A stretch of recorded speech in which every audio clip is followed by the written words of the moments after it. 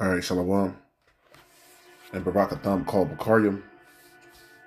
Blessings to the house of David, all you brothers and sisters, you listeners, you believers, and the truth that's found in the Bible, given by way of the Holy Spirit, the inspiration of the Almighty God, Yahweh, and His Son, Yahweh Shai. All praises, honor, and glory be to the Most High God, Yahweh, Bahashem Yahweh Shai, Bahashem Rakak Wadash. All praises be to the Most High God, Yahweh, and His Son, Yahweh Shai. Honors be to the elect elders of the nation of Israel, Rakim La, Habayath, Madabada. Blessings to the house of David, which are you brothers laboring, and to the Akim Wa Agwath, which are the brothers and sisters, once again, that listen and believe on the glorious gospel being preached throughout the four corners of the earth, day in and day out. Unto you I say shalom. I'm going to jump right into it. This is the Brother Sagalai back with another lesson. I pray this lesson, as always, is edifying, exhorting, and comforting, which is Philippians 4:7. The peace that surpasses all understanding. So it's the book of Isaiah 14 and verse 1, and I'm going to read it out of the NLT on the right-hand side. Isaiah 14:1, it says, "But the Lord Yahweh will have mercy on the descendants of Jacob. He will choose Israel as his special people. Once again, he will bring them back to settle once again in their own land. And the people from many different nations will come and join them there and unite with the people of Israel." Verse 2, "The nations of the world will help the Lord Yahweh's people to return, and those who come to live in their land will serve them. Those who captured Israel will themselves be captured, and Israel will rule over its enemies. In that wonderful day, when the Lord Yahweh gives his people rest from sorrow and fear, from slavery and chains." So this is one of many scriptures, and I'll get a few, just going into the fact that the nations have to drink of the cup. That's another part of prophecy. And I'll do this before going there. Let me go here, because that's another major part of prophecy, which is the nations have to drink of the cup. They have to actually receive for all the evil and all the wrongdoing that they've done. And we're going to show that. 2 Ezra 6:9. And this is what any righteous man, a believer, brother or sister coming into this faith would want. Right? It's retribution by the hand of the Most High. 2 Ezra 6:9. "For Esau is the end of the world," which is the rule of the so-called white man, the European today, right? The Caucasian. "For Esau is the end of the world, and Jacob is the beginning of it that followeth." So the rule of Israel to come is what we are patiently waiting for, right? Let me see if I can get another one.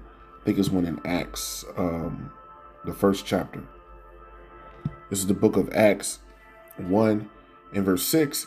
It says, "When they were therefore come together, they asked of him," speaking of Yahweh Shai, "saying, Adawan, or Lord, wilt thou at this time restore again the kingdom to Israel?" It's a question being asked.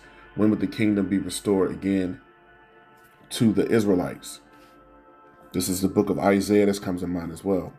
Isaiah 63 and verse 17. It says, O Lord Yahweh, why hast thou made us to err from thy ways and harden thy hearts? And harden our hearts from thy fear. Return for thy servants' sakes the tribes of thine inheritance. So the return of the Israelites is what was being spoken of, coming back to prominence, coming back to ascension or rulership, ascending back into our rightful place, which are you so-called blacks, Hispanics, and Native Americans. You comprise or make up the 12 tribes of Israel, along with the Israelites scattered on the four corners of the earth amongst the nations. So this is what was asked before, and this is what's to come. This is what has always been known. And so these mysteries in Colossians 1 and 25 that have been hid from ages are now being made manifest, right, in this time. So these are all the promises that the children of Israel would actually enslave those that enslaved them. And this is not a hard concept to understand, because it's all over the Bible for anyone that's a biblical purist, that believes in the Holy Word, the Scriptures. Anyone that believes in the Scriptures is not a real difficult thing to understand. Now, what makes it complicated is that the world in the Christian church and Catholicism has made it so that the idea of the nations going into slavery in the kingdom of heaven, or that there will be slaves or subjects in the kingdom of heaven, the ideal of that is cast around as, something that is foreign or not biblical, because the idea here is that for everything that's been done to the children of Israel, that we're just all going to come together and just go along to get along, which that couldn't be further from the truth, because the Most High is all about righteous recompense. As it says in Thessalonians, in the book of Thessalonians, it's a righteous thing to recompense tribulation to those that trouble you. Now, this is the book of Jeremiah 25, showing that the nations are about to drink of the cup. This is the fulfillment of prophecy, is that the nations are going to drink of the cup, especially you Edomites, right? You're going to drink the worst part of the cup, and we're going to get to that here in a second. Jeremiah 25 and verse 13, and I will bring upon that land all my words, which I have pronounced against it, even all that is written in this book, which Jeremiah have prophesied against all the nations. Now, what was prophesied to come against all the nations? This is what we're going to read through the precepts. This is the prophecy. These are the promises the Most High said will come to the nations that enslaved the children of Israel, as we read in Isaiah 14. Jeremiah 25 and 14, for many nations and great kings shall serve themselves of them also, and I will recompense them according to their deeds and according to the works of their own hands. Verse 15, for thus saith the Lord Yahweh, power of Israel, unto me take the wine cup of this fury at my hand, and cause all the nations to whom I send thee to drink it. And that's who's about to drink it, all the nations. Verse 16, and they shall drink and be moved and be mad because of the sword that I will send among them. And we're going to speak on that sword as we go through the precepts even more. Verse 17, then took I the cup at the Lord Yahweh's hand, and made all the nations to drink, unto whom the Lord Yahweh had sent me.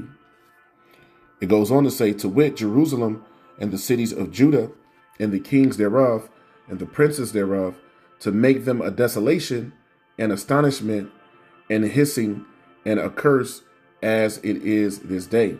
So horror is about to come upon the nations for them enslaving the children of Israel. And this is nothing more than balance to the Most High. So the Most High God, Yahweh, is completely balanced and completely righteous. This is the book of Psalm 75, starting at verse 3. It says, the earth and all the inhabitants thereof are dissolved. I bear up the pillars of it. I said unto the fools, deal not foolishly, and to the wicked, lift not up the horn, meaning lift up with their power, lift their head up, become proud. And that's what has happened when you read throughout the Bible, the entirety with the wicked, is they became the most proud of all people ever on the earth, which is the so-called white men today, the Edomites, right? The Caucasians. They also go by European, right? They become the most proud on the earth, especially those that are here in America, which is Babylon the Great. Verse 5, lift not up your horn on high, speak not with a stiff neck. And here in the NLT it says, don't raise your fist in defiance at the heavens, or speak with such arrogance. And that's the spirit that Esau has remained in. Very proud and arrogant. They think that their rule here on the earth will not come to an end. As a matter of fact, they believe in something called manifest destiny, that it was by the will of the Most High that they should rule or be ruling now. And they believe that that rule is not going to come to an end. But let's continue to read and see if that is true according to the words of prophecy. Psalm 75 and 6, for promotion, meaning who rules on the earth. For promotion cometh neither from the east, nor from the west, nor from the south, which means it doesn't come from those that are just here on the earth. They don't get to determine, let me get that real quick and come back. They don't get to determine, men on the earth don't get to determine who is ruling, how long they rule, so on and so forth. Daniel 4 and 17, it says, this matter is by the decree of the watchers, and the demand by the word of the holy ones, to the intent that the living may know that the Most High ruleth in the kingdom of men. So the Most High chooses who rules on the earth, and giveth it to whomsoever he will, and set it up over it the basis of men. So currently we're in a time where Esau Edom, who's known as the base man in the Bible, is actually ruling on the earth, right? So it says the Most High rules in the kingdom of man. That brings this to mind. This is the book of Proverbs 21 and verse 1. It says the king's heart is in the hand of the Lord Yahweh. As the rivers of water, he turneth it whithersoever he will. So this shows that the Most High is completely controlling everything that goes on the earth, and even all things that happen concerning men. The kingdoms, the ruling nations on the earth, the ruling powers, that's all by the hand of the Most High Yahweh. Now let's go back to where we were in the book of Psalm 75. In verse 7, it says, but the Most High is the judge. He putteth down one and setteth up another, meaning who's going to rule on the earth. When we read that in Daniel, the 4th chapter, in Proverbs 1 or 21 and 1.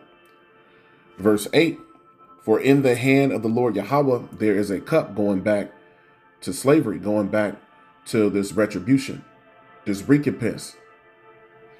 For in the hand of the Lord Yahweh, there is a cup, and the wine is red. It is full of mixture, and he poureth out of the same, but the dregs thereof, the bitter end, the worst part, right?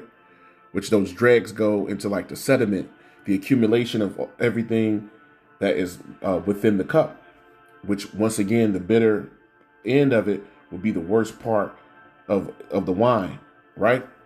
It also goes into like scum and dross, the things that would be the impurities, the lees, which is all the sediment. Continuing on, Psalm 75 and 8, but the dregs thereof, all the wicked of the earth shall wring them out and drink them. So starting with you Edomites, who are the wicked of the earth, you're going to have to drink of the cup, the worst part, because the scriptures just told us you're going to get the dregs. Now, it's also here in Lamentations. Let me show that here in Lamentations, the 4th chapter, toward the end. Here in Lamentations, it also speaks of the dregs of the cup, and it speaks of also that the cup. What does that cup symbolic of? Lamentations 4 and 21, rejoice and be glad, O daughter of Edom. That's who's ruling now, here in the last days.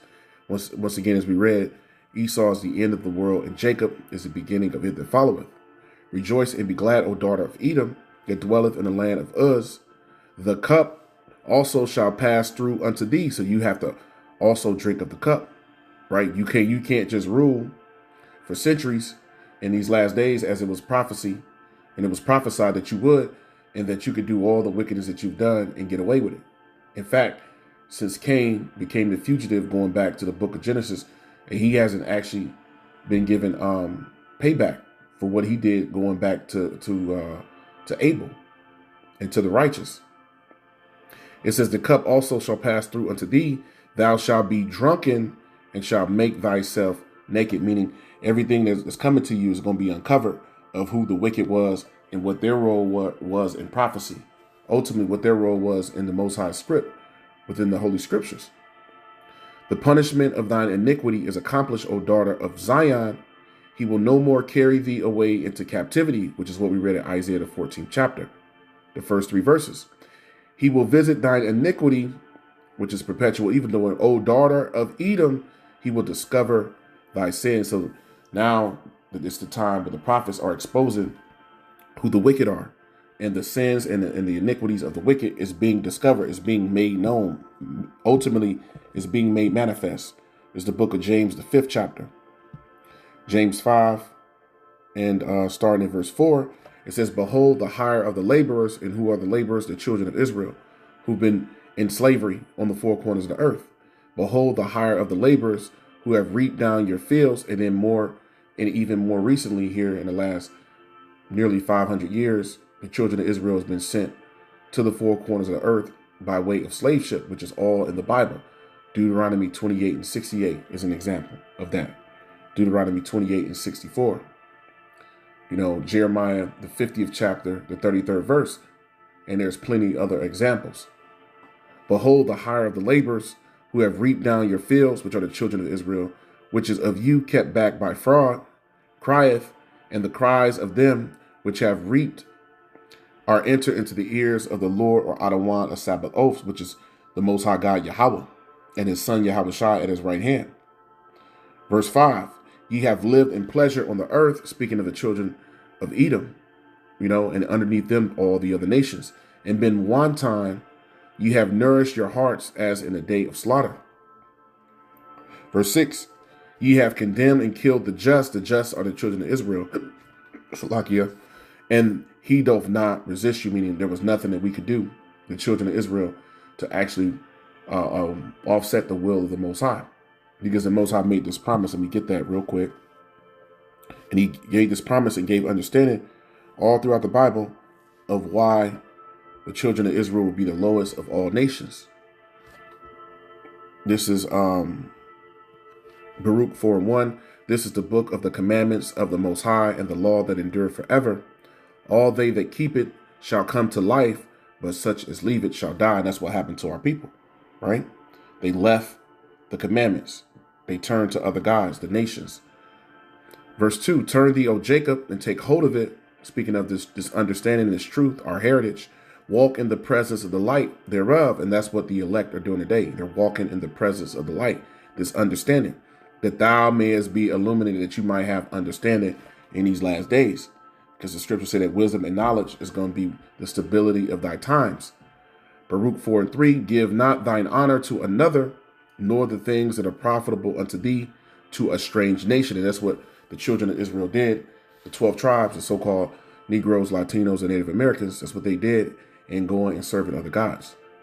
Now, let's go back to James, the 5th chapter, in the 7th verse. It says, be patient, therefore, brethren, unto the coming of Ha'adawan. And the brethren is speaking about you believing brothers and sisters that are of the elect, right? The promises are coming.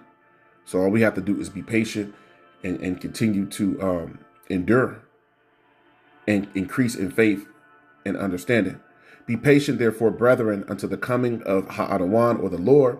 Behold, the husbandman waiteth for the precious fruit of the earth, and have long patience for it until he receive, it says, the early and the latter rain.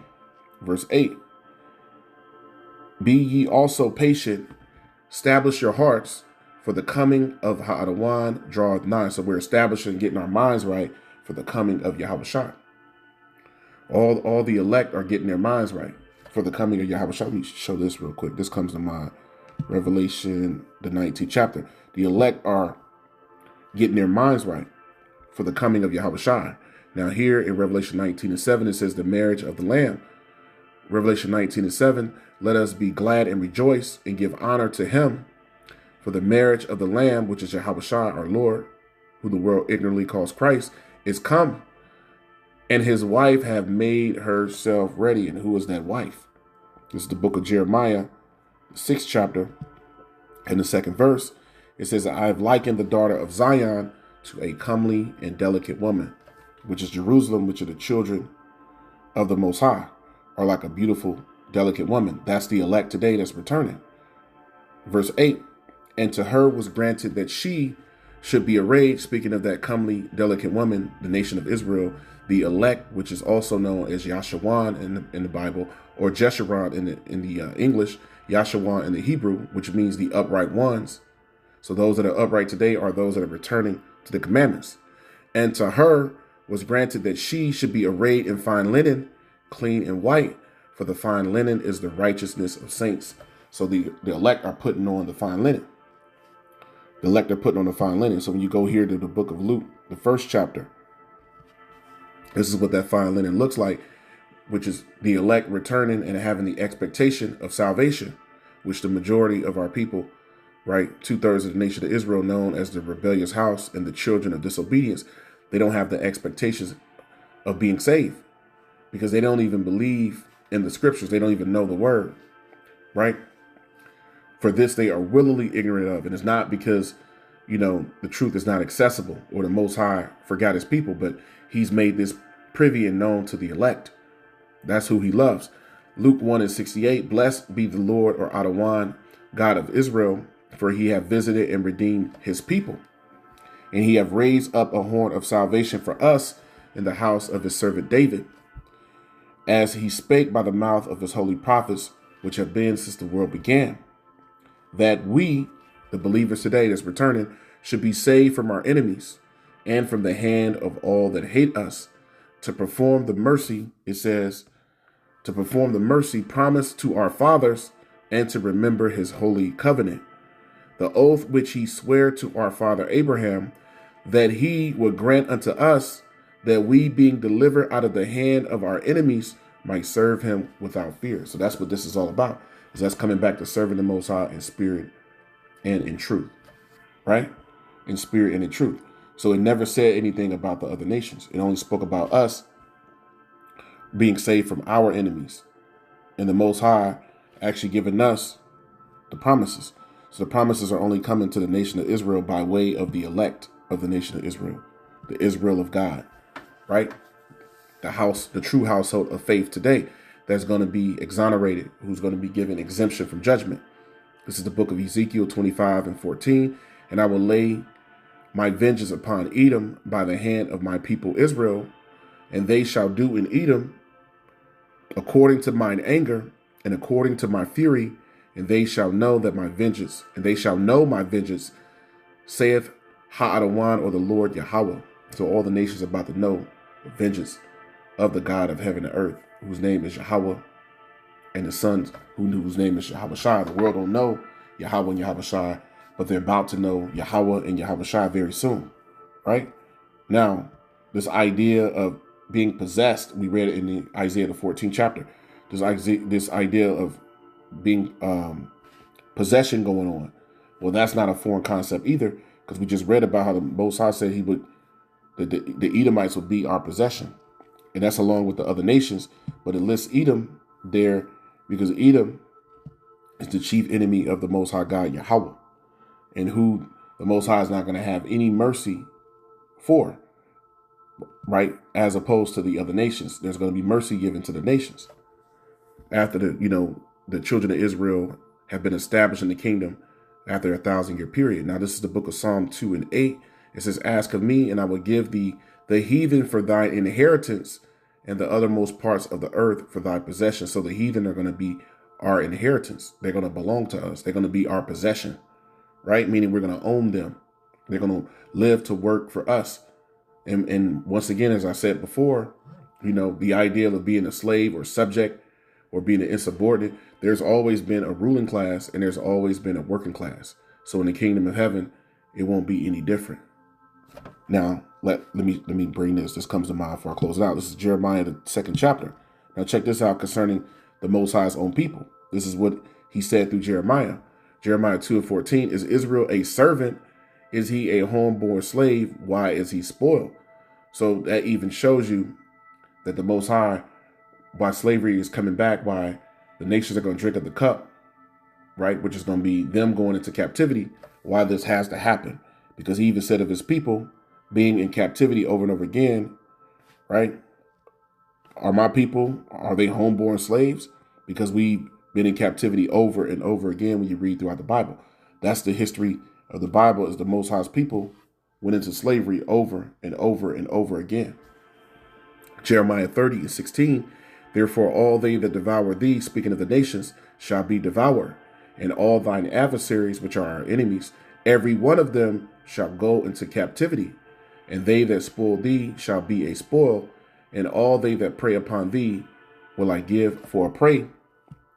For I will restore health unto thee, speaking of the children of Israel, and I will heal thee of thy wounds, saith the Lord Yahweh, because they called thee an outcast, saying, this is Zion, which are the children of Israel, the monument of God, the monument of the Lord, whom no man seeketh after.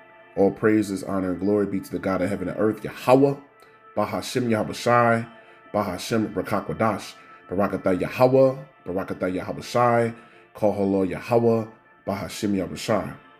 Right, all praises, honor, and glory from Yad Wahala Kwatazan unto the end be to the God of heaven and earth, Yahweh, and his son Yahweh Shai. Right? Barakim La Habayath Madawadah, blessings to the house of David, which you brothers laboring day in and day out, and to the Akim Wa Akwath, which are the brothers and sisters that also listen and believe on the glorious gospel being preached throughout the four corners of the earth. Unto you I say Shalom.